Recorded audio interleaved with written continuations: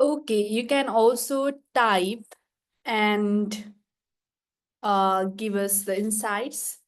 So there are qualitative research, there are quantitative research, there is other category of applied and inferential research, and all of this in one way or another support our work and also the nation as a whole.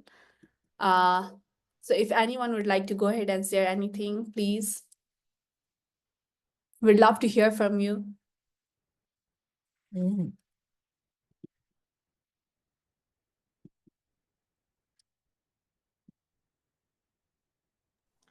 All right, I think I'll call names if nobody wants to speak. We just want to get this conversation going.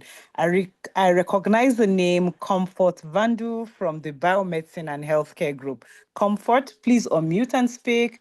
Tell us about what you know about how we can use research for development in any sector of your choice. Comfort, I'm sorry I have to put you on the spot. We need to get this discussion going. Thank you, Comfort.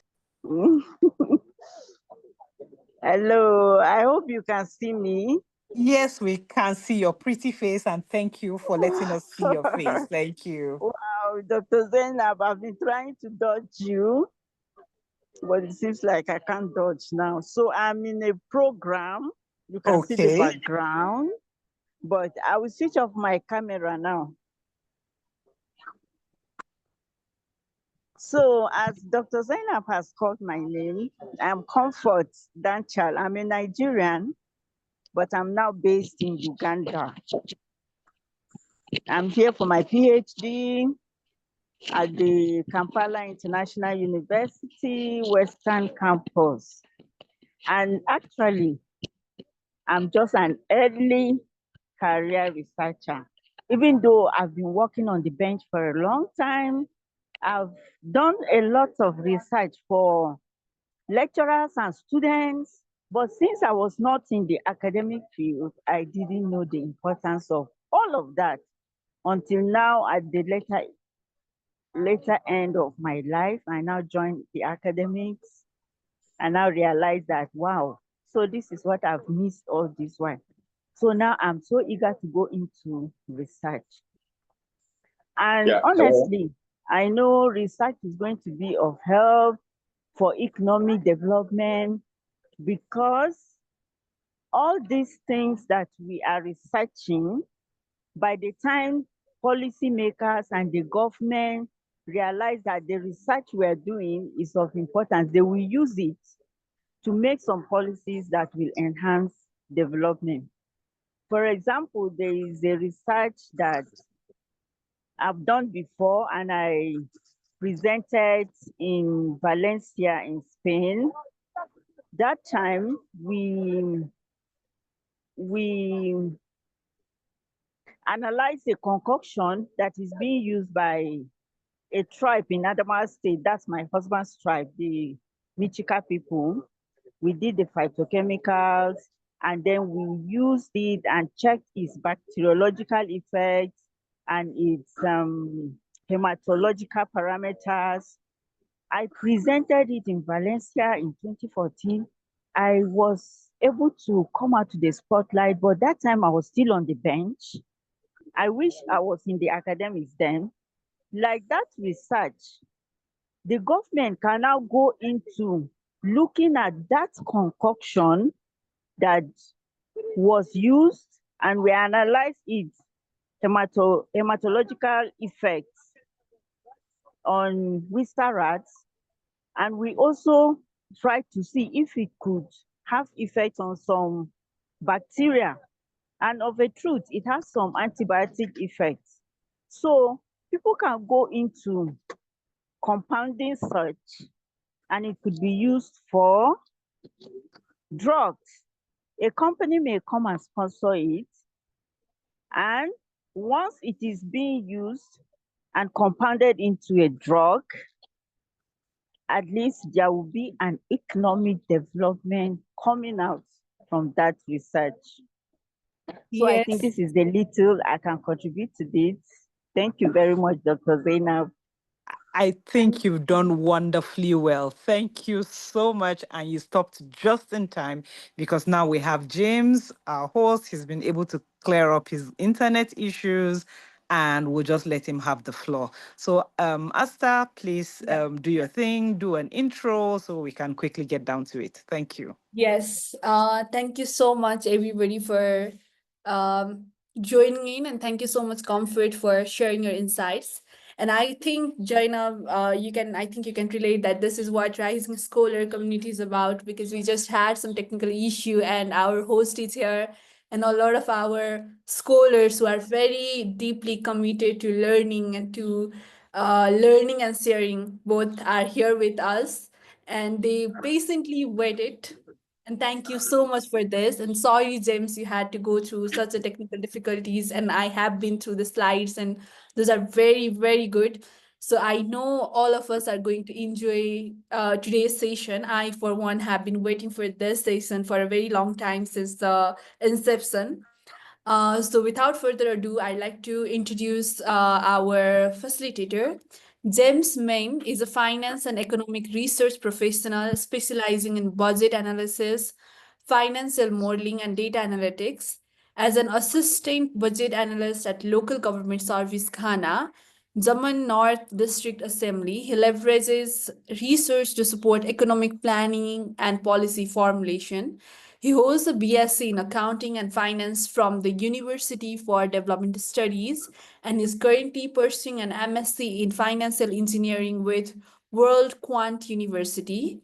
James is passionate about using data driven insights to drive economic growth and sustainable development. And we would be covering introduction to research and economic development, research as driver of economic development, some of the case studies, how we can integrate this in economic policies, and more will be explained by James. But what I would like to assure you is that this is the part one of two-part series, meaning next Friday we are going to have second part of this webinar, which gives us ample amount of time to make up for the time we lost today, which we are very aware of and very thankful that you are with us still. So next Friday and today, we will combine 2 days to cover all the topics we promised to cover during the session. So over to you, James, and I will be sharing the slide. Please let me know when you want to change it. And so sorry about the error. We are All here right. and we are ready to learn. Yeah, all right. Thank you so much for the opportunity. I'm very sorry for the interruption. I think I had issues with my internet, so I was finding it so difficult to log in through my laptop. So I'm very sorry for the delay, but I still think that we have not lost anything. We are still going to cover up whatever we're supposed to learn, whatever we're supposed to capture or to actually cover. We'll still be able to absorb all. So thank you so much all for your patience, your time. And I am James Manning, finance, economic, and research analyst. I actually work at the local government service as a budget analyst. So it's a privilege to actually share my insightful knowledge about the topic research for the economic development of countries. So you are all welcome. And I'll say without much delays, we'll kick start from now. So before we start, I would like us to watch a very simple video so that we'll kick start from there. Please, you can share the video with us.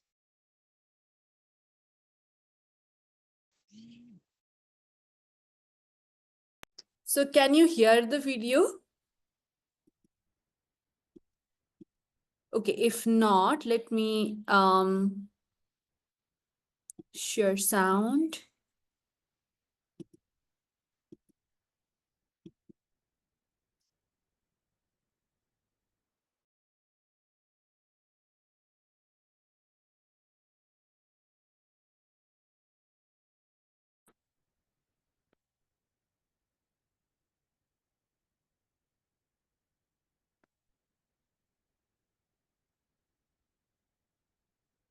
Okay, no problem. If we are unable to share the video, let's continue. Let's continue. Yes.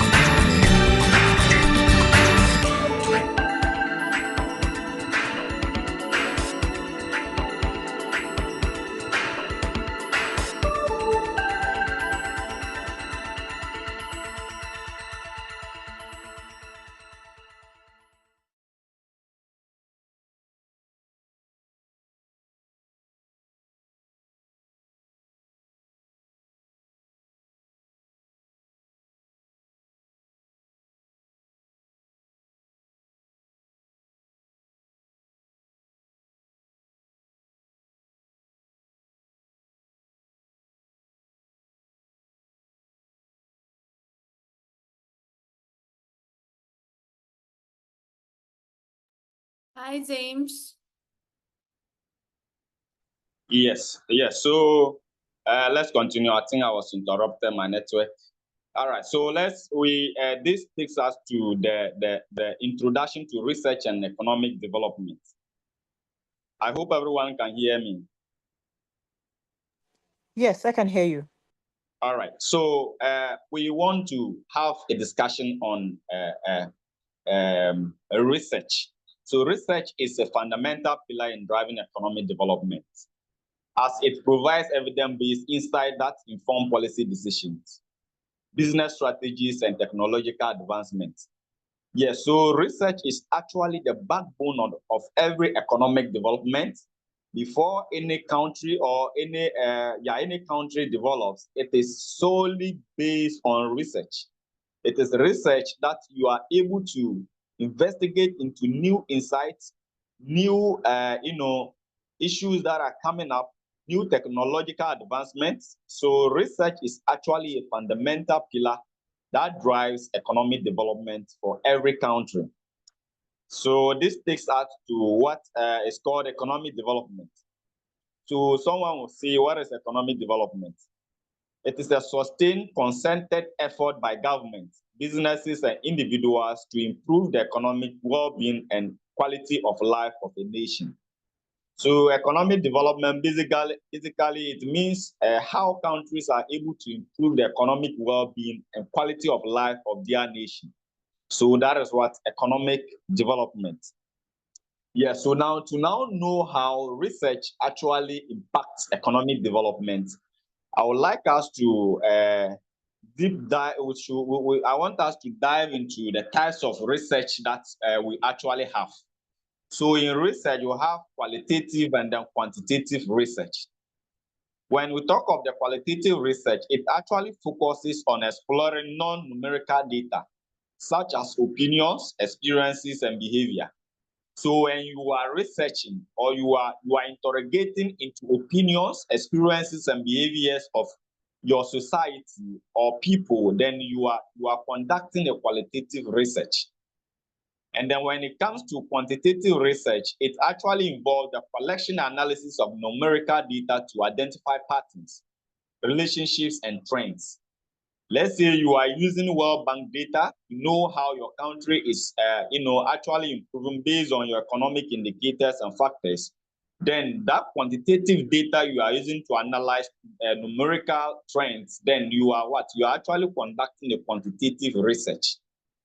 So with that, let's move on to the research methods and techniques.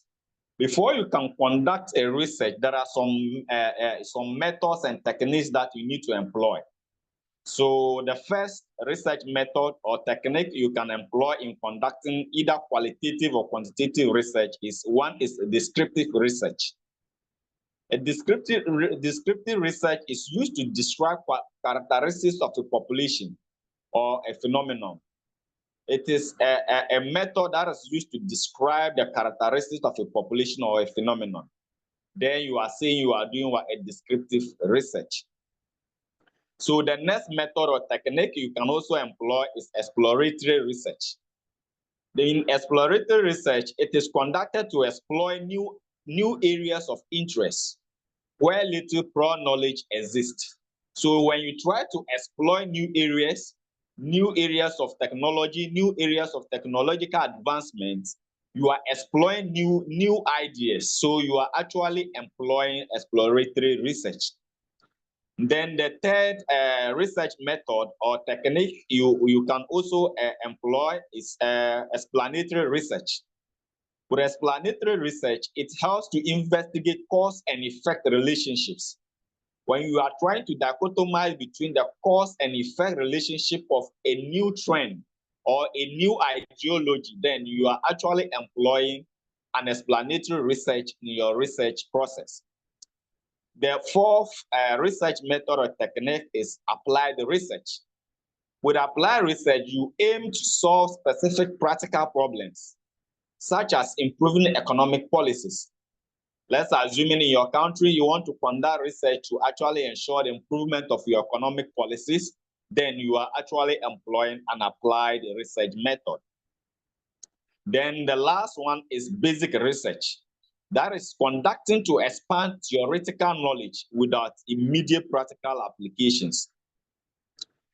Yes, so let's move on to the rules of research in economic development. What are the rules of research in economic development? One of the rules research plays in economic development is policy formulation. Yes, so research actually helps to inform economic policies on taxation, trade, employment, and infrastructure.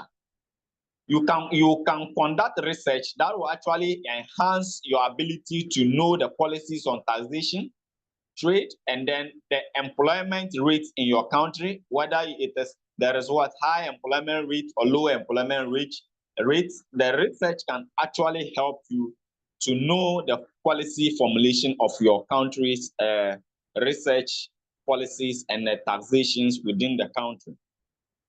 And then research can also help in market analysis. Businesses actually uses research to understand consumer demand, pricing strategies, and competitive landscape. So therefore, it means that when you are venturing into a business or you are launching a new product, you can conduct market research to actually analyze the demands of that very product in the market. You can use market to survey to know the pricing. You can use the research to know the marketing or the pricing strategy you should employ to actually upscale in the market and then in the country. So the role of research in economic development, another aspect is the market analysis. Research actually helps in making market analysis to actually launch new products or to actually bring out new product development within your jurisdiction. And then the role of research is another role is also investment decisions. Before you can make an investment, either internationally or within locally, you need to make research into the what? Research actually helps to guide you in identifying profitable sectors and assessing risk. This means that let's say you have investment funds that you want to invest in a particular market, but you can research to know which of these sectors, if let's say if I should invest in this sector, I'll be able to make much more returns from this sector. Let's say real estate or agriculture, or you want to actually venture into technology.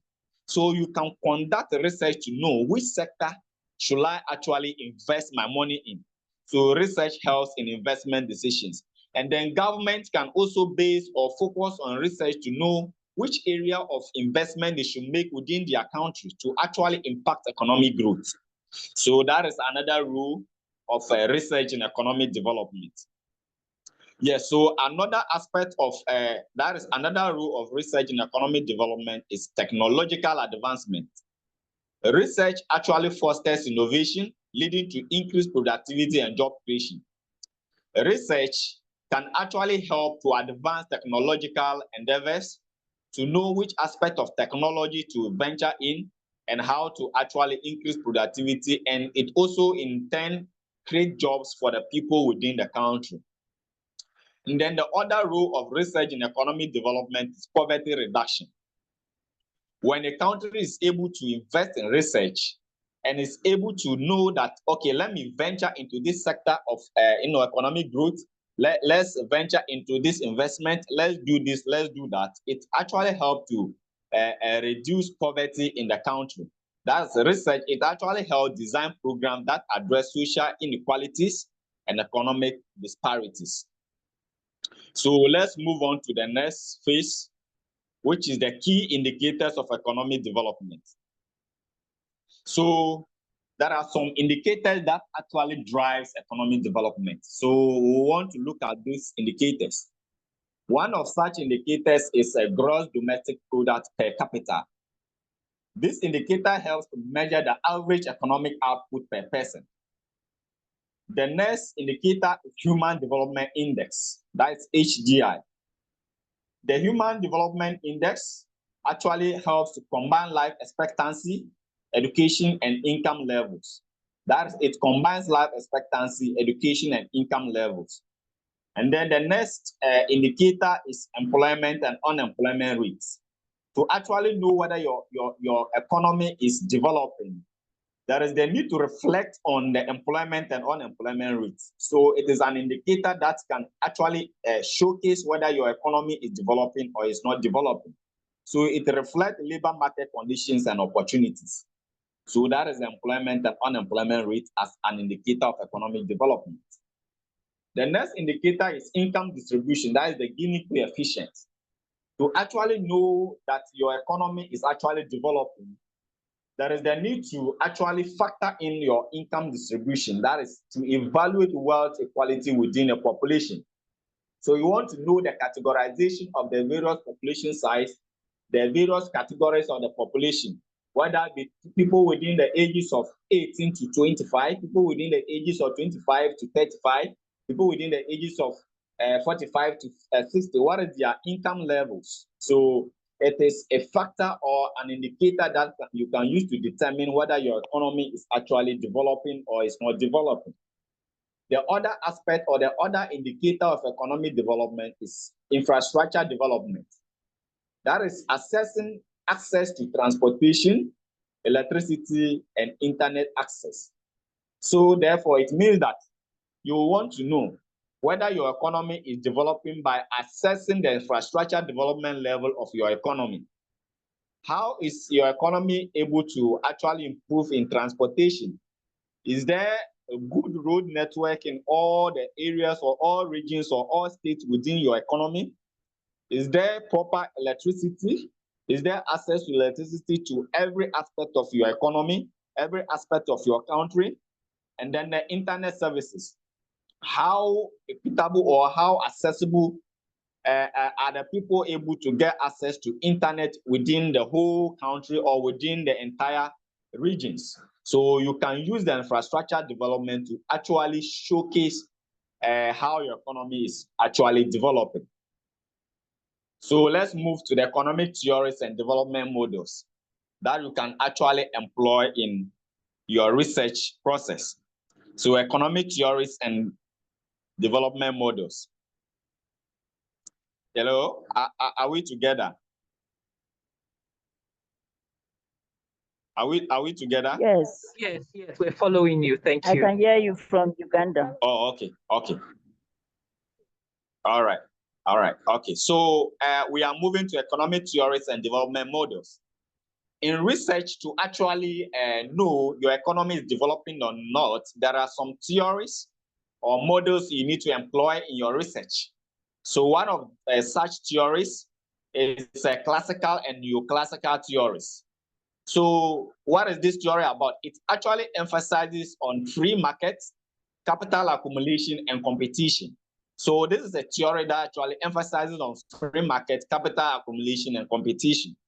So you want to know whether there is competition in the market, whether there is competition over some certain sectors. How are you going to employ those theories to actually advance your what? Your economy? Then we have the Keynesian economics. It is a theory that advocates for government interventions to stabilize markets. So this is a theory that actually helps government or policy makers to actually know the interventions that will be employed to actually stabilize their economical market, the market within the economy. So that is the Keynesian theory or the Keynesian economic models. And then we also have modernization theory.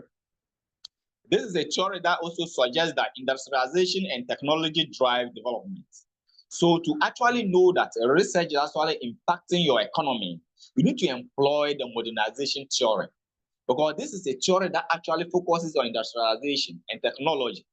So when you are able to dive into this theory, you'll be able to know which aspect of your economy or which aspect that you need to focus on, the industrialization aspect and then technology aspect that you need to actually go deeper and do research about them that will actually help to enhance your economic development.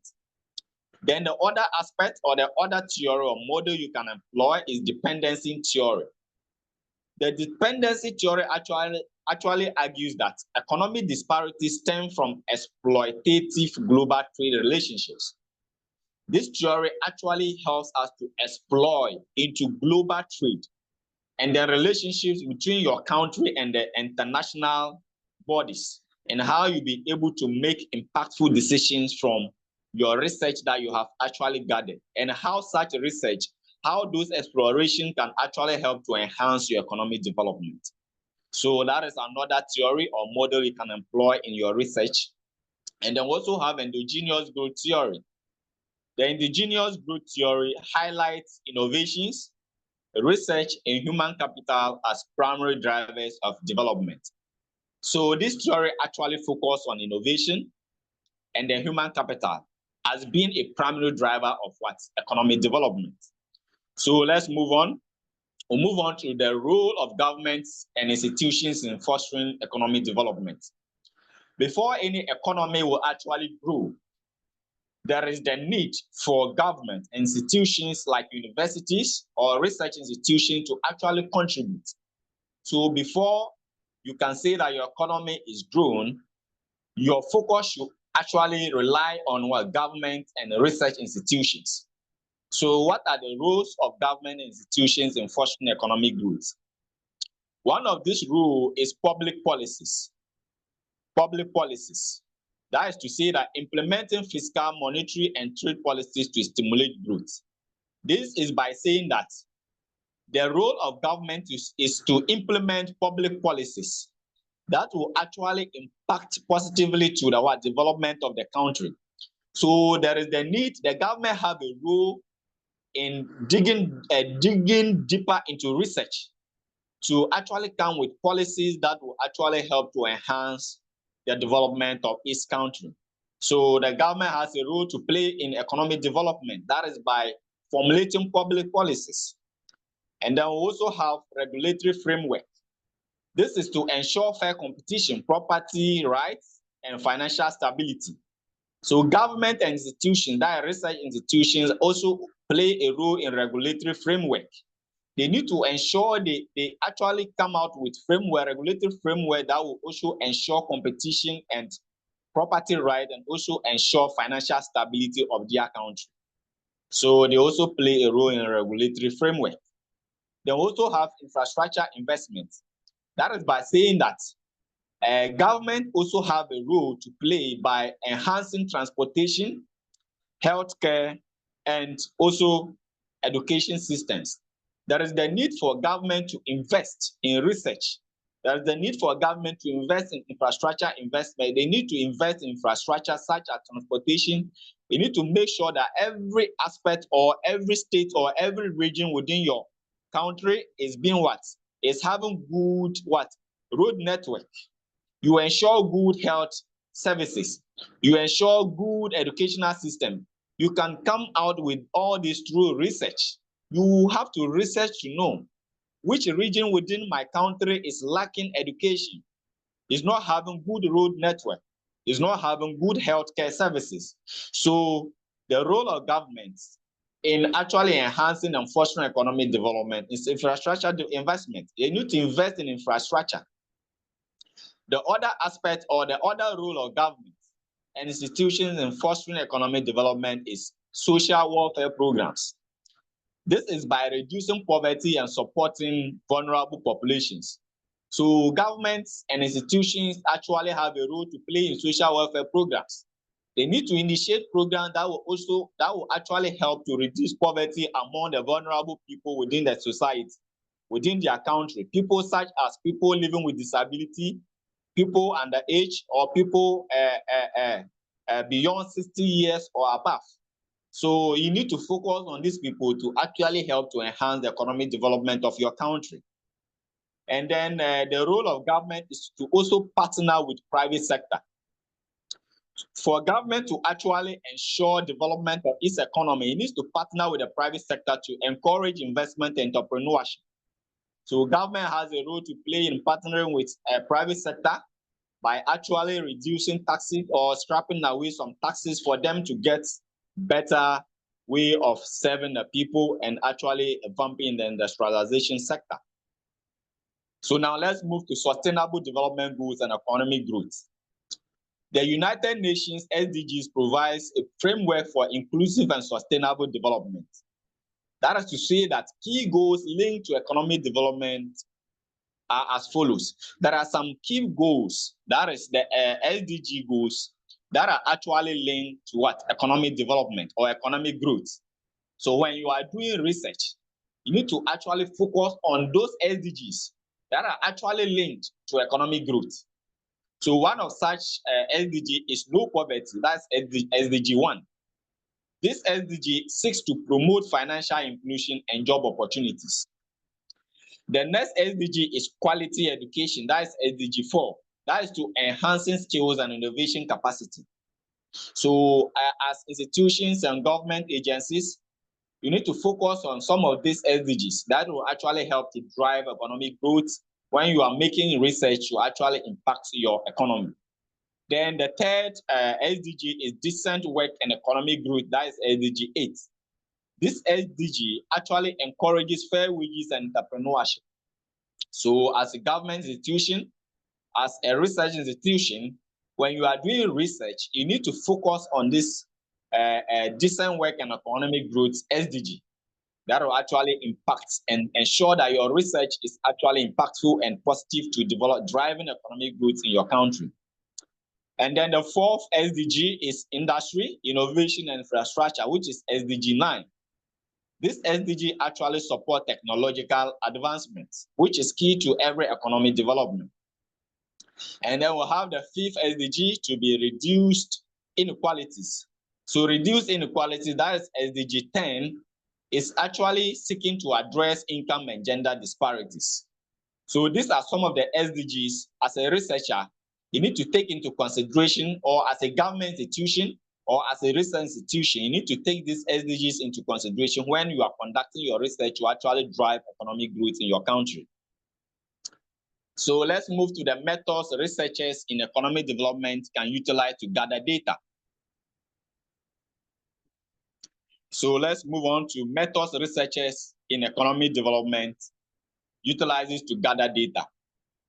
So before you can conduct your research to actually help in economic development of your country, you need to consider some methods that you can employ. So one of such research methods is surveys and questionnaires. These are structured tools used to gather quantitative data from a large population. Researchers can design these tools to capture specific information relevant to the study. This is by saying that to conduct a research, you need to consider one of the methods you can use is surveys and questionnaires. This is to help you to gather quantitative data from a large population. And then the other method is interviews. You can use interviews to provide qualitative insight from experts, stakeholders, or community members. That is, researchers can use structured or semi-structured interviews to explore in-depth perspectives on economic issues, development challenges, and policy effectiveness. You can also exploit the observation method. In some cases, researchers can collect data through direct observation of economic activities. You can observe things, you can observe insight into issues. This can involve observing consumer behavior, business operations, or the implementation of development programs. And then the fourth method you can employ is secondary data analysis. You can also use secondary data, which refers to existing data collected by other researchers or organizations. This can include government statistics, previous research studies, or reports from international organizations. So these are some of the methods researchers in economic development can utilize to gather data. So let's move on to the ways economic research contributes to the creation of policy. Ways economic research contributes to the creation of policies. One of such ways is providing evidence. That is to say that research generates data and insight that highlight the need for policy changes or new initiatives. Let's say, for example, economic studies can demonstrate the impact of unemployment benefits or minimum wage laws on poverty reduction. So one of the ways economic research contributes to creation of policy is by providing evidence. Economic research actually provides evidence to highlight issues that actually help to navigate and actually improve economic development. Then the other aspect or the other ways is by assessing policy outcomes. Research helps policymakers to compare the potential effectiveness of different policy alternatives. This actually helps in comparison. This comparison allows governments to select policies that maximize benefit while minimizing cost. Another way is predicting outcomes. That is, economic research actually helps to predict outcomes. That is research using models and statistical techniques to predict the potential effect of policies. Let's say, for example, the impact of fiscal stimulus measures on economic growth or the effect of trade tariffs on international relationships. So,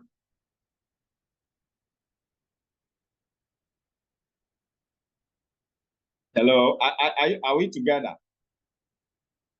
Yes. Yes. All right. So let's move on. We are moving to the economic policy and development strategies. Economic policy and development strategies.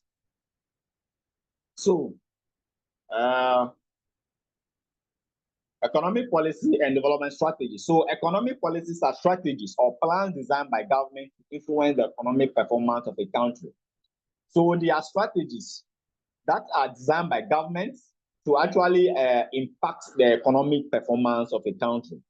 So let's look at the types of economic policies that are being implemented by some of the governments within some countries of the globe.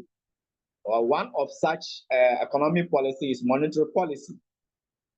So the monetary policy governed by central banks, this policy regulates the money supply and interest rates. It aims to control inflation, reduce unemployment, and stabilize the currency. So one of the type of economic policies that are being implemented by most governments is monetary policy. This is a policy that is actually implemented by the central banks of various states or various countries to regulate the monetary supply and interest rates. And then the second policy is fiscal policy. The fiscal policy involves government spending and taxation decisions. This can stimulate or slow down economic activity. So the fiscal policy is a policy that is being implemented by government in actually ensuring the spending and taxation and making spending and taxation decisions of their country. So that is one another type of economic policies that is being implemented by government. And then the other policy is trade and investment policies. Trade and investment policies. These policies determines a country's approach to international trade and foreign investments. So the trade and investment policy is a policy that government or institutions that actually use to determine the aspect of trade, how viable a country to venture into an international trade that will actually impact the economic growth of a country. And then we also have the fourth one to be industrial policy. This is a policy set to measure or aim at promoting the growth of specific industries, sectors, or regions. These policies are often used to promote technological innovation, manufacturing, and infrastructure development. So the types of policies that economists or government actually employ, one of them is monetary policy, fiscal policy, trade and investment policies, and industrial policy. All right, so let's move on. So we are moving to evidence-based decision-making. Evidence-based decision-making refers to the use of empirical data and research findings to inform policy decisions. It contrasts with decision based solely on political ideology, personal beliefs, or assumptions. So what does this mean? It means that it uses this evidence-based decision-making, that's EBDM, actually uses empirical data and research findings to make informed policy decisions. So a country or government can use this evidence-based decision making policy to actually help in making empirical or to actually use empirical data and findings to make informed decisions. One of the advantages of the evidence-based decision making for economic development is to improve policy effectiveness. So evidence-based decision making helps to improve policy effectiveness. By relying on evidence, policymakers are more likely to implement policies that achieve their intended outcomes. Before you come out with any policy, you need to have evidence that this policy that you are bringing will actually materialize or will bring positive impact to the country. So the evidence-based decision making will actually help to improve policy effectiveness. Then 2 is to increase accountability. Evidence-based decision making helps what? To make it easier to track the effectiveness of government actions. Policymakers can evaluate whether a policy has achieved its goals or if adjustments are needed. So this particular decision making policy can help to increase accountability. Then the other aspect is cost effectiveness. That is point 3 is cost effectiveness. So evidence-based decision making can also help government allocate resources more efficiently. And then the 4th point is public trust. When governments make decisions based on reliable evidence, it enhances public confidence in their leadership. So that's to say that evidence-based decision making, one advantages that it actually helps in economic development is to improve policy effectiveness. It helps to improve policy effectiveness. It helps to increase accountability. It helps in cost effectiveness, and it also helps in public trust. So that is the advantages of evidence-based decision making. So let's move to the role of international organizations in research and development. The role of international organizations in research and development. By the way, so far, is someone having any question? Are there some questions? No. I hope you are getting the concepts.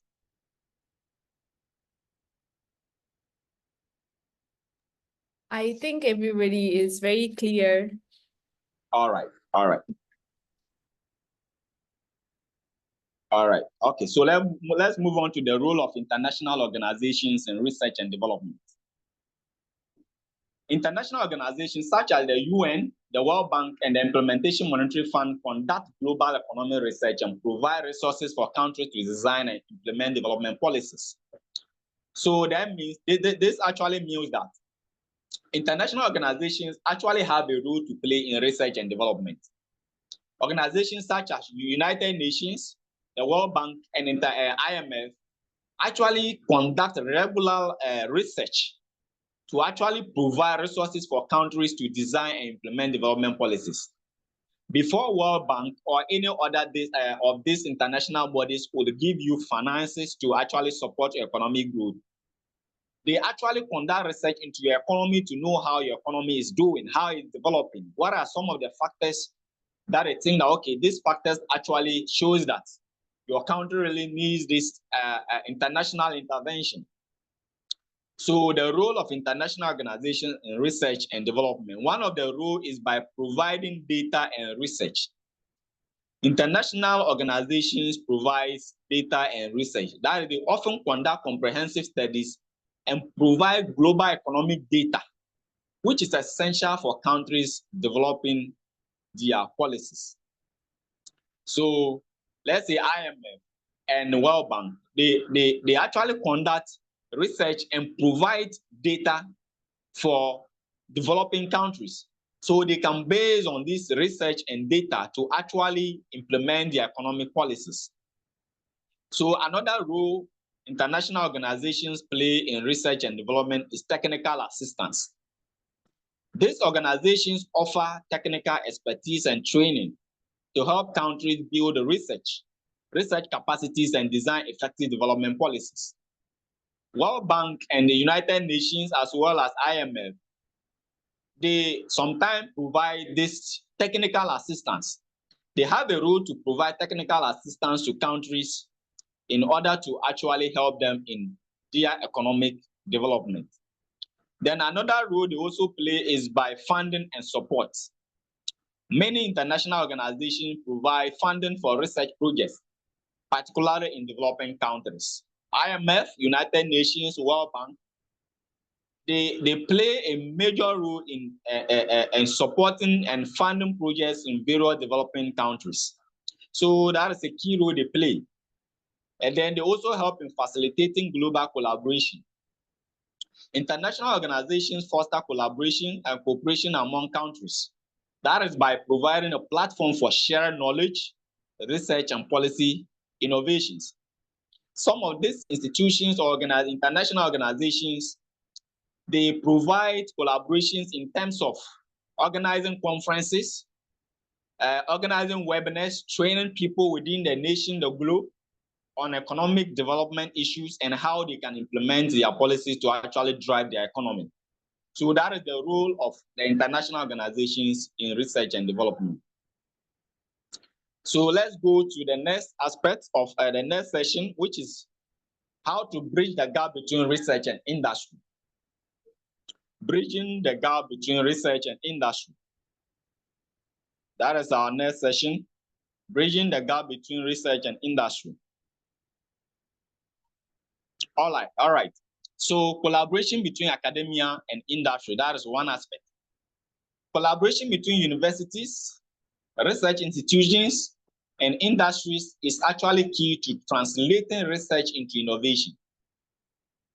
Universities and research institutions, they mostly generate cutting-edge knowledge, but that is through partnerships and businesses that these innovations can be commercialized and scaled.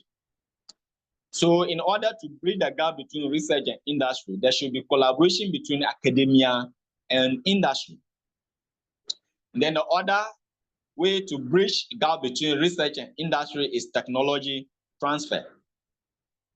Technology transfer actually refers to the process of transferring knowledge, innovations, or technologies developed in research settings to the private sector for commercial applications. These processes can occur through licensing agreements, joint ventures, or spin-off companies. Technology transfer actually ensures that research outcomes are effectively utilized to benefit society, whether through new products, improved services, or increased productivity. So in a way to bridge the gap between research and industry, researchers can collaborate, that is research institutions or academia can collaborate with industry by conducting research into markets, conducting product research, conducting market research, providing findings to industry leaders as to how this research can impact their industries or their sectors, be it agriculture, technology, or real estate. They can also conduct research into technology, transfer knowledge of technology, how technology can drive economic development or how technology can actually drive industries. That is by technology and industrialization. Researchers can conduct research into new or trending technologies, especially this artificial intelligence, robotics, how this technology can impact industries. This, in a way, will help bridge the gap between research and what industries.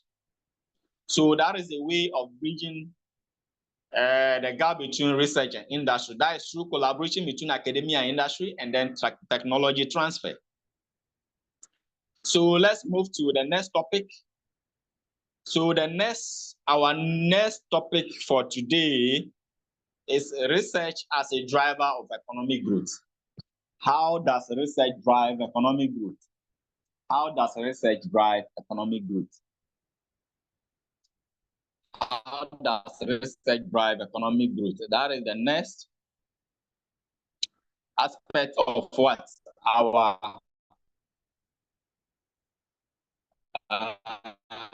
topic for today. But before that, I would like to take some questions from you on the first general economic development. before we we try to digest them and then we continue.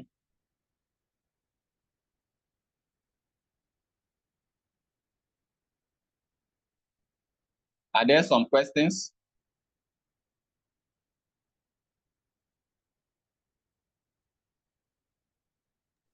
Hello, are we together?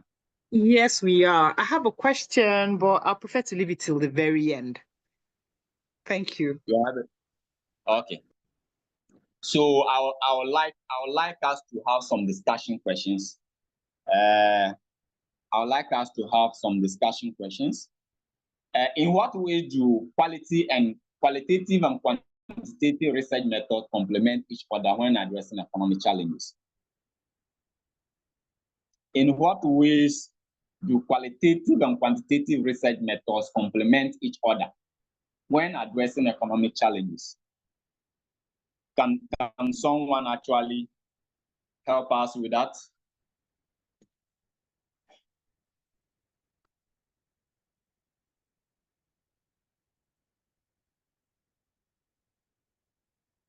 Okay. I think we are. Is there someone to help us with that?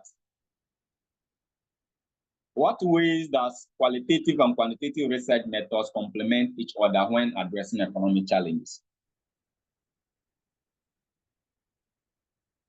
All right, so let's I think as we said earlier, let's finish and then we dive down to the discussions. All right, so our next topic is research as a driver of economic growth. How does research drive economic growth? All right, the role of research in economic growth.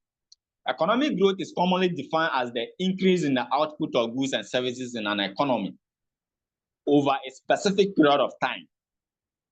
It is physically measured by growth in a country's GDP or GNP. So to say economic growth, it is mostly the increase in the output of goods and services of a country. That is economic growth. So we want to now look at how does research drive this economic growth. So ways in which research contribute to economic growth. One of these ways is innovation and technological advancement. Research actually helps to bring up innovations and technological advancements. Researchers or academic institutions research into new innovations and new technological trends. And these outcomes or outputs actually help a country to drive its economic policies and actually bring out economic growth in the country. So one of the ways in which research contributes to economic growth is through innovation and technological advancement. The other way is enhancing human capital. Research actually helps academia to actually advance their knowledge, and through advancement of their knowledge, it helps to enhance the human capital of a country. And as the human capital of a country advances, economic growth is a sure way that is going to actually positively affect the country.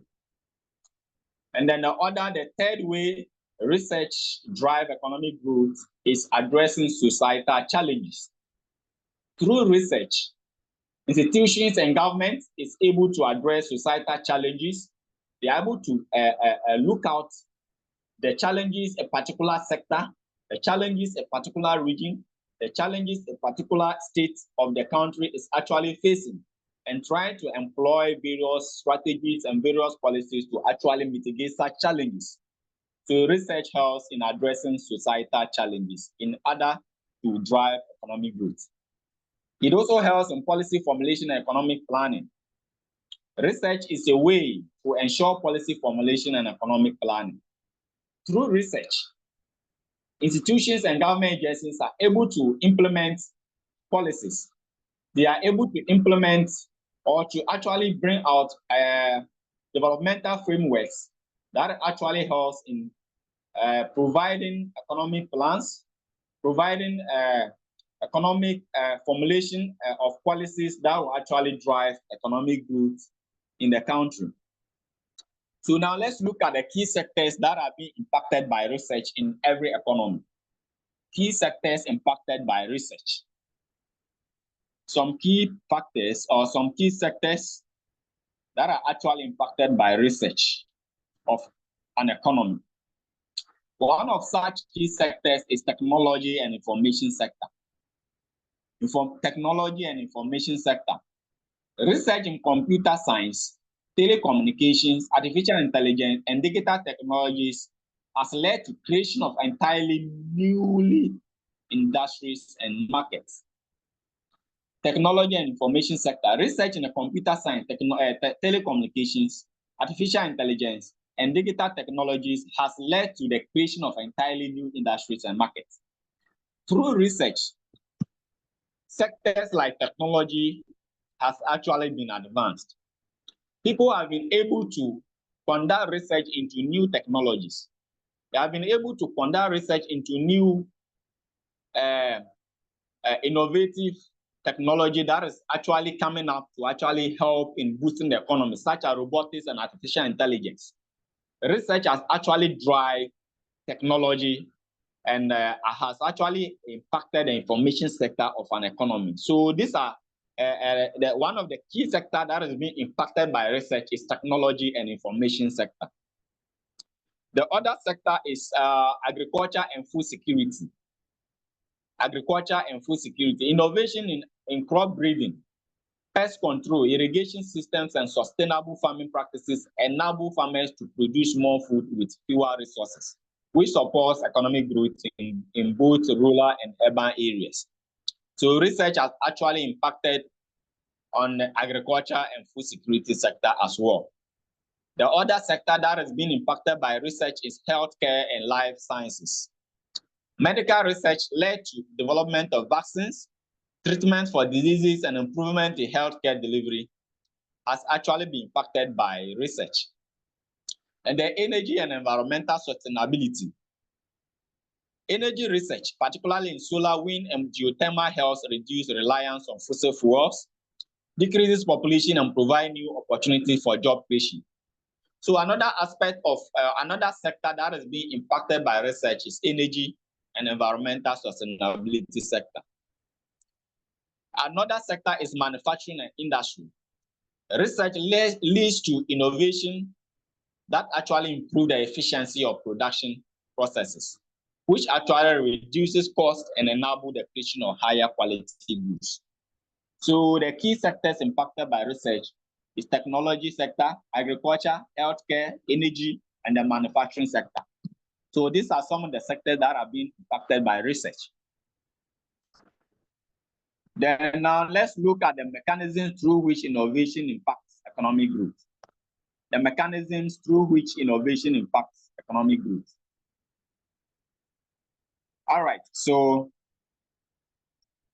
the mechanism through which innovation actually impacts economic growth, one of such mechanisms is technological breakthroughs. Research actually leads to groundbreaking technologies that can change the way industries operate, creating new business opportunities and efficiencies. Another mechanism through which innovation impacts economic growth is productivity growth. And then the last mechanism is through new product and service markets. Research actually leads to the creation of entirely new markets by discovering new products and services that testify on met needs. So these are some of the mechanisms through which innovation impacts economic growth. That is technology breakthroughs, productivity growth, and new product and service markets. Now let's move to the concept of sustainable economic development. The concept of sustainable economic development. Sustainable economic development actually refers to economic progression that meets the needs of the present without compromising the ability of future generations to meet their own needs. Sustainable economic development actually refers to the economic progress that meets the needs of present without compromising the ability of future generations to meet their own needs. So to ensure sustainable economic development, You have to ensure that your current research outcomes, your current research innovations will actually impact the current generation without compromising the future generation needs. So that is sustainable economic development.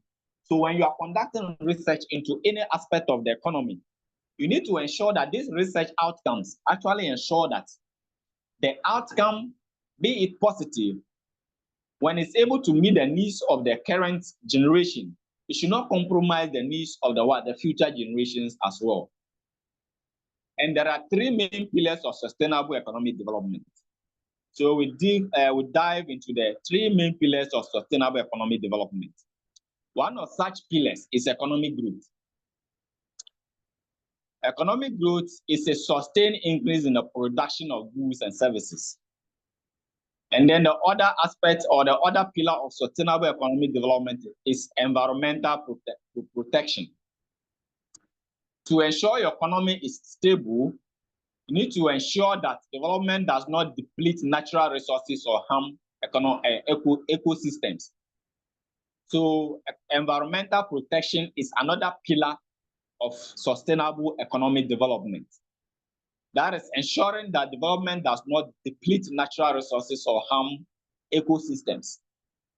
And then the third pillar is social equity.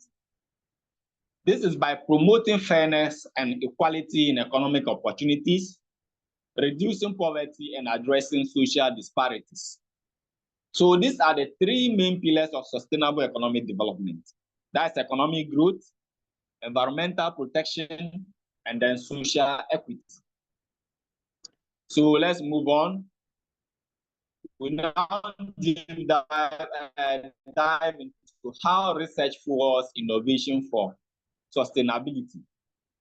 How research fuels innovation for sustainability. Technological innovations for environmental sustainability. Research into green technologies and green energy solutions plays a critical role in reducing the negative environmental impact of economic growth. That is to say that some key innovations include the following: sustainable agriculture and food systems. Innovations in agriculture driven by research in biotechnology, crop breeding, and precision farming are essential for ensuring food security while minimizing environmental impact. And then the other way research fuels innovation is circular economy models. Research into circular economy models, which focuses on reusing, recycling, and reducing waste, is also reshaping how industries operate. So therefore, circular economy principles aim to keep resources in use for as long as possible and minimizes waste. So these are how research fuels innovation for sustainability. So when you are conducting research into sustainable economic development, you should focus on sustainable agriculture and food systems, and then circular economy models. These are new models that will actually help to ensure sustainable economic development of your country. All right, so let's move on, because we have a lot to cover. So we are moving to topic 3 for today. The third topic for today is the role of universities and research institutions in economic development. What are the roles of universities and research institutions in economic development? Therefore, this is to say that economic development is driven by innovation, knowledge, and technological advancement. That is, universities and research institutions play a crucial role in these processes by generating new knowledge, fostering entrepreneurship, and developing a skill set workforce. So economic development is mostly driven by innovation, knowledge, and technological advancement. And universities and research institutions play a key role in innovation, knowledge acquisition, and then technological advancement. So that is to say that there is the need to know the role that these institutions actually play. If you want to ensure that your economy is developed or is going to develop, you need to invest in these institutions. You need to invest in these universities. You need to invest in this research institution. These are institutions that are going to drive innovation. They are going to drive knowledge. They are going to also drive technological advancement. So now let's move on to the key roles of these institutions. One of the role of these universities and research institutions is human capacity development. Universities help to equip students with critical skills, knowledge, and expertise needed for various industries. Research institutions also provide advanced training for scientists, engineers, and professionals. Also, a well-educated workforce enhances productivity and innovation in the economy. So therefore, it means that universities and research institutions actually help in human capital development. So the role of this institution is human capital development. And then the other role is innovation and technological advancement. Universities drive innovation through scientific research and technological breakthroughs. Research institutions also develop solutions to economic challenges such as sustainable energy, healthcare advancement, and industrial efficiency. Technology transfer offices in commercialize research findings into real-world applications. So these are the roles of universities and research institutions in economic development. So let's move on to the third role, which is entrepreneurship and startups. Many universities establish business incubation centers that support young entrepreneurs. Research institutions also provide technical expertise and funding for startups, which helps to foster innovation-led businesses. So another role is through entrepreneurship and startups. And then the fourth role of universities and research institutions in economic development is industry collaboration and economic growth. Universities actually partner with businesses to conduct applied research that enhances productivity. And then research institutions also can collaborate with industry to develop new products, services, and what? Technologies. Then the fifth role of universities and research institutions in economic development is policy formulation and advisory role. Universities and think tanks provide data-driven insights to guide government policies. And then research institutions also conduct studies that inform policies on economic planning, sustainability, and economic and social development. So those are the roles of universities and research institutions. So now let's move to the challenges hindering the contribution of universities and research institutions. What are some of the challenges that hinder these institutions in fulfilling their role in economic development? One of such challenges is funding constraints.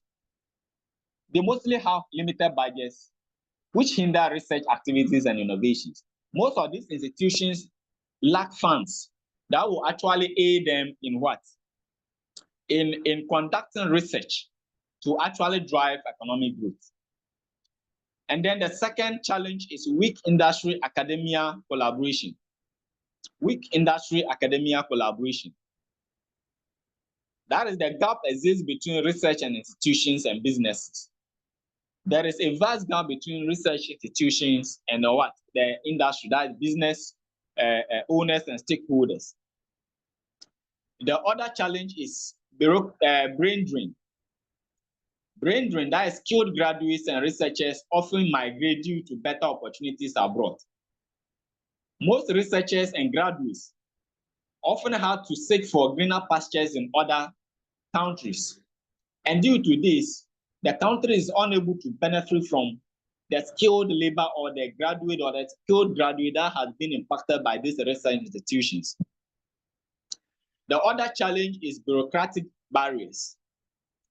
That is to say that lengthy administrative processes slow down research and innovation. And then the last challenge is limited commercialization of research. That is, many research findings do not reach the market due to lack of investment. Most of these institutions, they have the research findings, but they are unable to reach the market due to lack of what? Commercialization of research and funding. So those are the challenges that actually hinders the contribution of universities and research institutions in economic to drive economic growth. So let's move to recommendations for strengthening the role of universities and research institutions. What are some of the recommendations for strengthening the role of universities and research institutions? 1, governments should increase investments in research and development. 2 is to enhance industry-academia collaboration, to support entrepreneurship and innovation hubs, to improve policy support. That is, government should create policies that promote research funding, technology transfer, and knowledge sharing. And the last recommendation is to address brain drain issues. That is, better incentives, competitive salaries, and improved research infrastructure will help retain top talents. So governments should actually help to address brain drain issues by providing better incentives and competitive salaries within their countries to actually attract their skilled labor and graduates that have been impacted by these research institutions and universities to actually remain in the country to drive economic growth. So those are the recommendations for strengthening the role of universities and research institutions. So let's move to our fourth topic of the session. The fourth topic of the session is the economic impact of scientific and technological research. The economic impact of scientific and technological research. Scientific and technological research plays a crucial role in driving productivity improvements and fostering industrial innovation. Ways scientific and technology research contributes to industrial efficiency. So these are the ways scientific and technology research contributes to industrial efficiency. 1, automation and robotics. In industries such as manufacturing and agriculture, scientific advancements in automation and robotics have revolutionized production processes. 2, process optimization. Technological advancements in data analysis, artificial intelligence, and machine learning have enabled businesses to optimize their processes. That is, industries can now analyze vast amounts of data to streamline operations, reducing efficiencies, and actually make more informed decisions. 3 is energy efficiency. So one of the other ways scientific and technological research contribute to industrial efficiency is through energy efficiency. Research in renewable energy and energy efficiency and energy efficient technologies has also improved the sustainability of industrial operations. This is to say that industries are adopting technologies like solar panels, energy efficient machines, and green building designed to reduce energy consumption. All right, so let's move to the next session, which is economic growth through commercialization or research. How do you ensure economic growth through commercialization of research? How commercialization of research foster economic growth? 1 is knowledge transfer. This involves sharing scientific and technological knowledge between researchers, universities, government institutions, and private sector entities to apply research findings to practical, market-driven uses. 2 is job creation and economic diversification.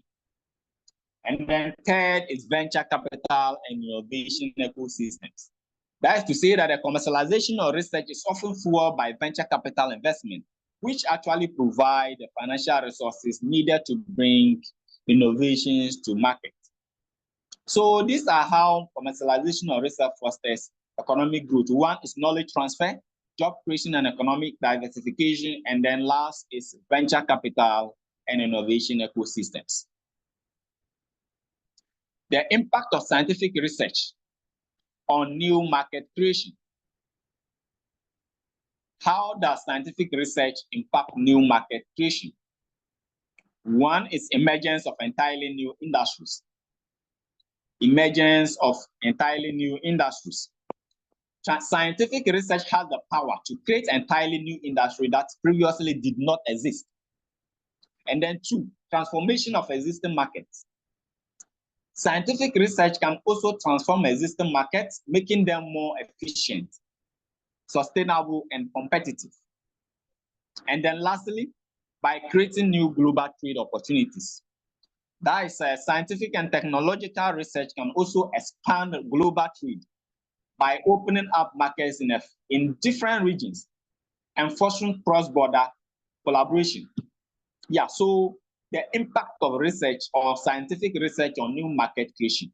These are the three impacts that scientific research actually impacts new market creation. That is by emergence of entirely new industries, transformation of existing markets, and then creating new global trade opportunities. Let's move on to our topic 5 for today. So we are now diving into the case studies of countries that use research to boost their economic growth. Case studies of countries that used research to boost economic growth.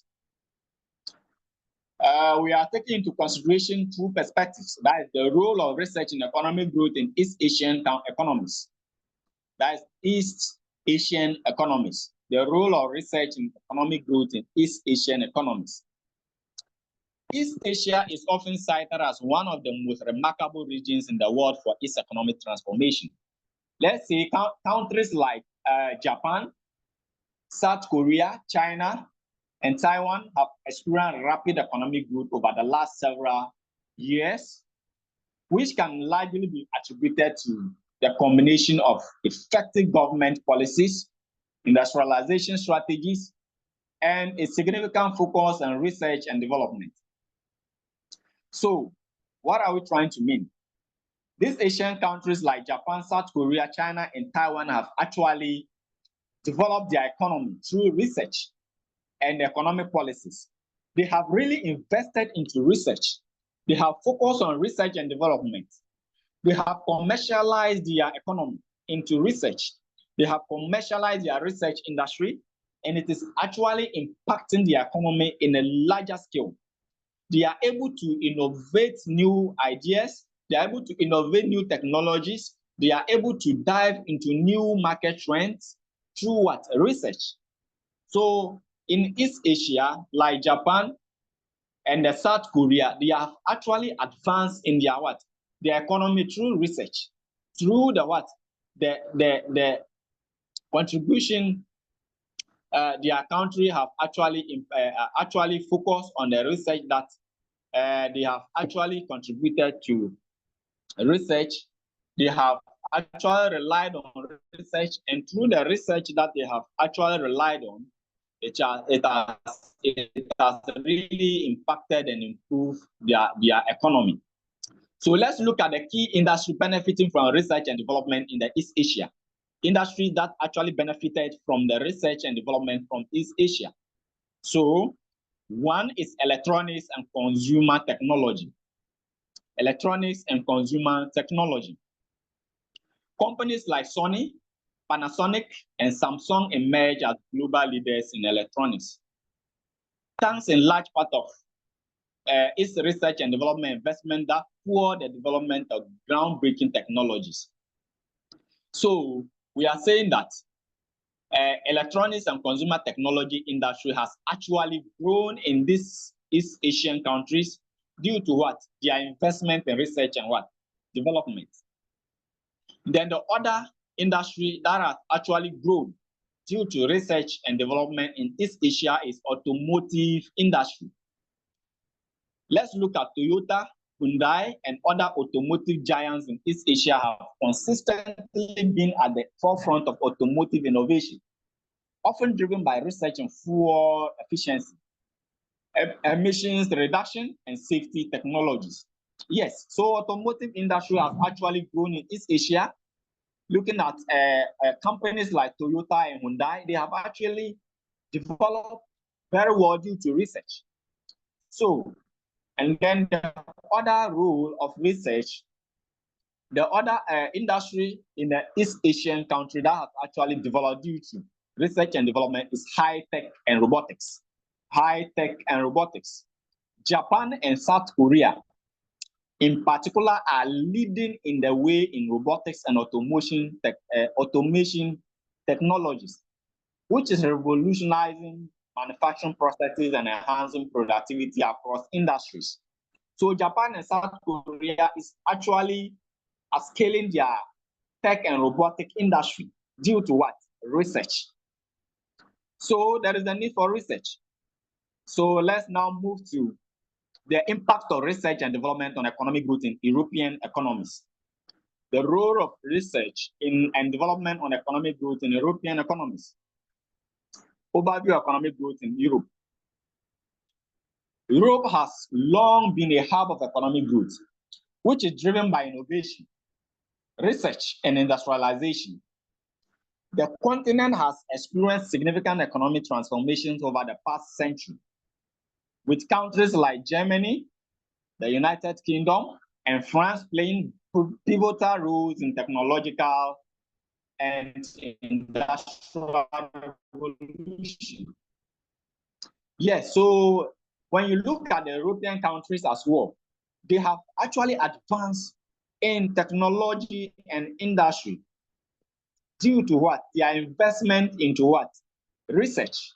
Countries like Germany, the United Kingdom, and the France, they have actually developed due to the investment they have actually contributed or made in the what? The research, into research and development. So now let's look at the historical context in the Europe. The Industrial Revolution, which began in the 18th century, marked a significant turning point in Europe's economic history. The expansion of research and development during this period helped European economies transition from traditional manufacturing to advanced industrial processes. Fast forward to the 20th and 21st centuries, and European nations continue to invest in research to drive growth in emerging sectors such as digital technology, clean energy, and biotechnology. European Union policies have also played a critical role in promoting research as a driver of economic development across member states. Yes, so those are the case studies we can talk about. So let's move to our last topic for today, which is research and development in economic policies. How does research and development contribute to economic policy? So research and development. We are moving to research and development and economic policies. Research and development refers to systematic process of investigating, designing, and developing new knowledge, products, services, or processes, which help to drive innovation and improve existing technologies. This actually involves scientific research, experimentation, and applied development aimed at solving problems, enhancing efficiency, and also fostering economic growth. There are some key components of research and development. Some of these components of research and development are: we have basic research, applied research, and environmental development research.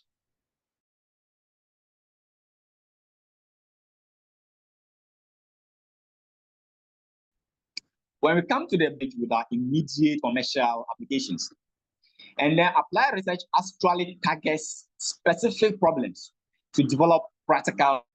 And then environmental development research actually involves creating and testing new products, services, or processes for market use. So we are now moving to the importance of research and development in economic policies. What are the importance of research and development in economic policies for a country? One is innovation and technological advancement. Innovation and technological advancement. Importance of research and development in economic policies. One is innovation and technological advancement. Research and development fuels innovation. leading to the development of new products, services, and cutting-edge technology that drive economic processes. Another importance of research and development in economic policies is industrial growth and competitiveness. Countries with strong research and development policies experience sustained industrial expansion, enabling businesses to remain competitive on a global scale. The third importance of research and development is job creation and skills development. Investment and research leads to the emergence of new industries, creating high-skilled employment opportunities. Then the fourth importance of R&D in economic policy is sustainable economic growth. Research and development facilitates economic diversification and enhances resilience against global economic fluctuations. And then the last importance of R&D is improvement in public welfare. Research leads to advancement in healthcare infrastructure and environmental sustainability, which help to improve overall quality of life. So when you talk of the importance of research and development in economic policy or economic growth, one of them is innovation and technological advancement. R&D actually helps to drive innovation and technological advancement, industrial growth and competitiveness, job creation and skills development, sustainable economic growth, and improvement in public welfare. Let's move to the key strategies for implementing R&D in economic policies. How do we implement research and development in our economic policies? 1. Government investment in research institutions. Government investment in research institutions. Public funding for universities, laboratories, and innovation hubs fosters groundbreaking discoveries. To ensure that our economy will grow, there is the need for government to actually invest in research institutions like universities, laboratories, and innovation hubs. And then 2, another strategy is tax incentives and grants. Government can provide financial incentives that encourages private sector investment in research and technological development. By providing financial incentives, it actually helps to encourage private sector investment in research and technological development. Then the third is public-private partnership. Public-private partnership. Collaboration between government agencies, businesses, and academia accelerates innovation and commercialization of research findings. By ensuring PPP, government agencies can actually help to improve or to make economic policies that will help to drive the economy. And then the fourth is establishment of technology and innovation hubs. Establishment of technology and innovation hubs. Dedicated research parks and industrial cluster drive knowledge sharing and economic transformation. So another strategy for implementing R&D in economic policy is by establishing technology and innovation hubs. And then the last is regulatory and policy frameworks. Government must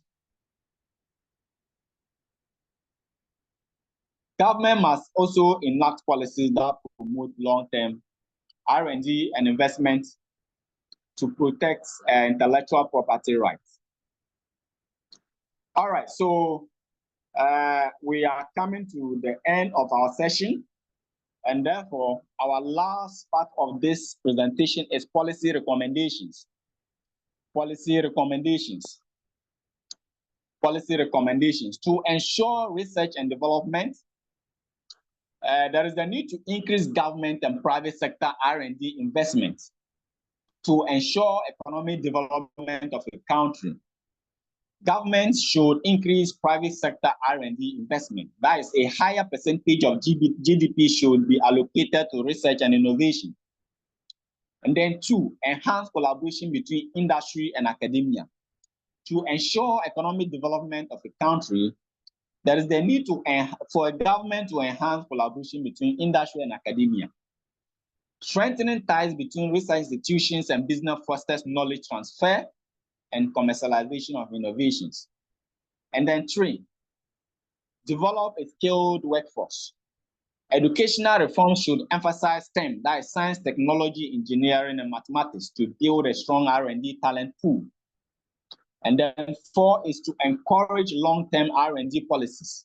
Government should create stable, long-term frameworks to ensure continuous research funding. Then the last is promote international collaboration. Cross-border partnerships in research and innovation can accelerate technological advancement and economic transformation.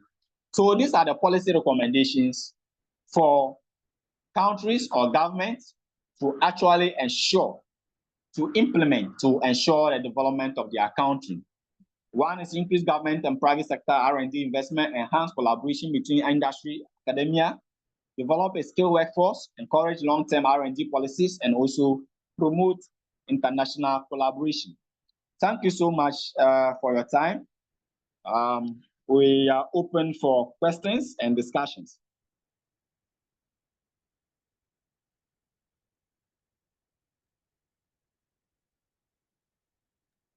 Yes. Thank you so much, James, for a very, very insightful session. And I really liked how you presented the cases from different countries. And not just that, you were able to complete everything within the time frame, although we had technical difficulties in the beginning. Very, very professional. Thank you so much, everybody, too. So if you have any question and if you'd like to add anything to the ongoing discussions, please feel free to do so. Next Friday, we will be diving deeper into the context with added topics and case studies. So please join, as James will guide us through the discussion. And we also have another webinar coming up on May 2nd. I hope you have registered for it. I sent the link quite a while ago. I'll send again. And meanwhile, if you have any questions, please feel free to add. Yes, thank you very much for a really in-depth presentation. The question I have is, and I'm glad you're also from a developing country like me. I've always been concerned about how we make students in universities and institutions of higher learning, they do research, and most of those research just end up on the desk. Of wondering what are your suggestions? What do you think? Something to get us thinking. How can we get the ones that can be easily implemented that will lead to development? What are your suggestions? What are your thoughts? Thank you. Yes, thank you so much for this wonderful question. That is very true. In those in the developing countries, most university students, they conduct research, they do research into various topics that are innovative, but it ends up they just dump it for resource sake.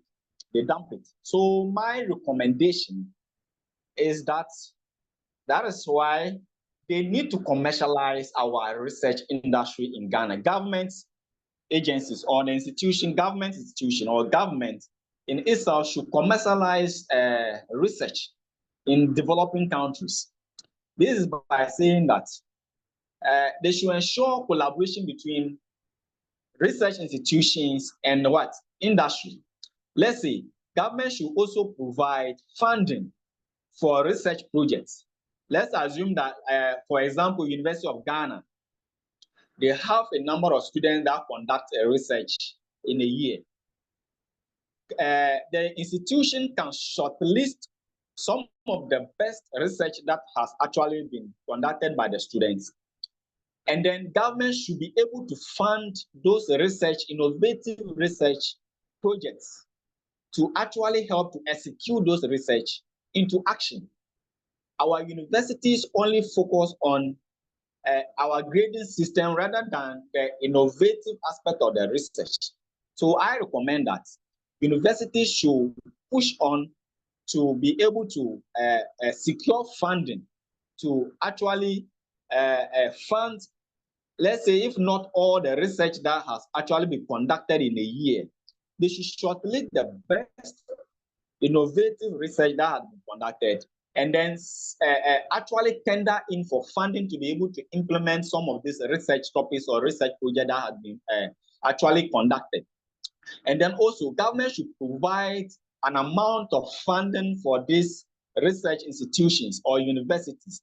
Let's say in a year, they should put it in the budget of the government by national budget that will allocate this amount of money to each university to carry out research.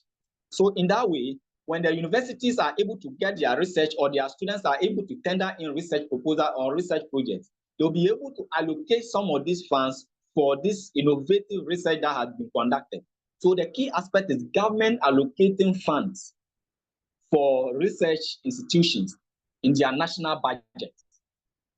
Government should allocate funds for these research institutions in their national budget so that every university will have a portion of this budget to be able to carry out their what? Their research, or to be able to carry or to actually implement this research into reality so that it will actually help develop our economy. The other aspect is for the universities to partner with industries. The universities can partner with industries. You can partner with, let's say, international bodies that are coming into our country to do investment. You can partner with them. Okay, we'll have this number of research that we want to conduct into this. Let's partner. When we're able to carry out this research for you about the new trend, the new product that are actually going to actually do well in the market, let's say agricultural industry, real estate, you give your students these topics, they conduct research, then work with these international bodies or businessmen or industry stakeholders. Then you will be able to make some kind of impact through the collaboration between the universities or research institutions and the industry stakeholders. So that is what I can say.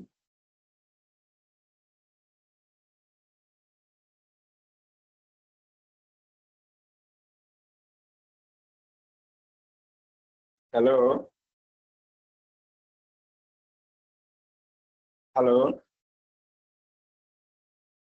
Please, are you hearing me? Okay, sorry, I was on mute. I'm so sorry. Thank you so much, James, for meticulously answering that question. I also believe in the line of your answer that we need to have cross-sectoral collaboration and integration of the findings within the policy document of the government. Now we have Sarah with her question. She has raised her hand. Yes, please. Hi, good afternoon, everyone. My name is Zahra. I am a PhD student at the University of Nairobi in Kenya, but I am from Somalia. I had a question. First of all, thank you very much. I believe your name is James. Yes, For this very, very informative and well put presentation. I found it to be very, very rich and informative. I come from a country where research and evidence is not a priority, and where the development agenda is set by foreign organizations outside of the country. And we're coming out of a 30-year-old conflict. And as a researcher, I really believe in the power and potential of research and evidence in driving the development of my country. And I wanted to ask you if you have any experience. What strategies can I use to promote a culture of research and evidence in my community? How can I let the government see that it's important that they take serious whatever policy brief we produce, whatever research we conduct, that they should take that into account, and also encourage the donors who are driving the development agenda in my country to also take data knowledge produced by local researchers. Thank you very much. all right. Thank you so much for the question. Yes, so as you are saying, in Africa in general, our interest in research It's not that Okay, am I the only one who cannot hear James? Is he muted? I can't hear him. Oh, can you hear me? Yes, I can hear you now. Yeah. Okay. Okay. So to the question, I think you as a researcher, before you can make your research findings known to government for necessary action to be taken, you need to ensure that the research you are conducting is actually is actually impactful, and that research will bring a positive outcome and economic growth to the country. And therefore, when you are conducting research, you need to actually look at the area you are actually conducting the research. Make sure the area you are conducting the research is innovative, it is impactful. When it is impactful after carrying out the research, what I also say is you can reach out to these government bodies, government agencies, or the government appointees. Tender in your research proposal or your research outcomes. You can also tender in your research outcome to various media stations. Let's say television, the major television stations, their managing directors. You can tender in your research findings to various, let's say, Ministry of Finance, so that you can go there, you can go in person, meet the management, you discuss your research findings, you propose your recommendations to them. And if it is making enough sense to them and it is innovative, I think they'll be able to what? They'll be able to fund or actually take up that research that you have carried out. So it is left to we, the researchers, to also push ahead to try to tender in our research findings to these institutions or government agencies so that they will know the relevance of the research you have conducted, or channeling it through your university management, through the government. They'll be able to see the impact of this research, or also publishing these research findings on various research publication platforms. I don't know whether you're getting my point. This will also make your research findings be known, be seen by government agencies, so that they will take it from there. So you need to actually take a step ahead, approach these institutions, approach the government agencies, sell out your research findings to them. Look out to these media houses, sell out your research findings to them. And I think they will be able to put in more effort to actually fund and actually support your research, innovation, and findings. Thank you.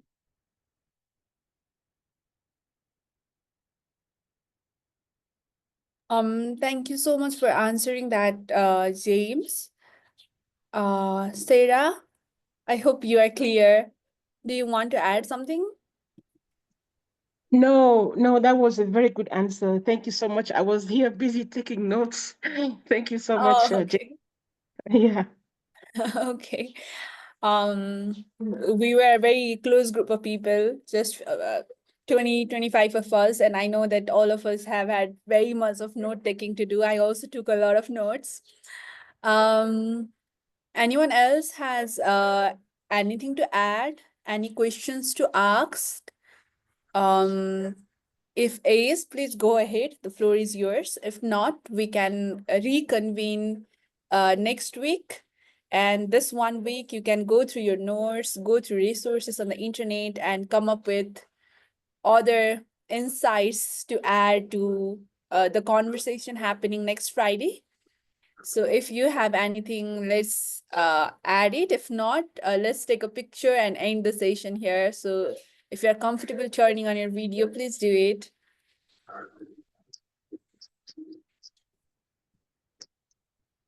Yes, great presentation indeed.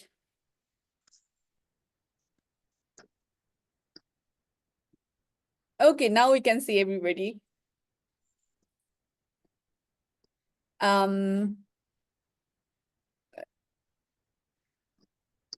Okay. Anyone else? Okay, if not, I'll take a picture. Jainav is here.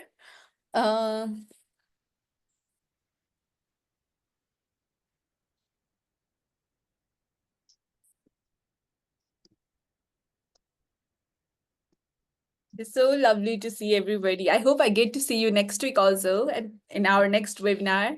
And let us know if you want to learn anything.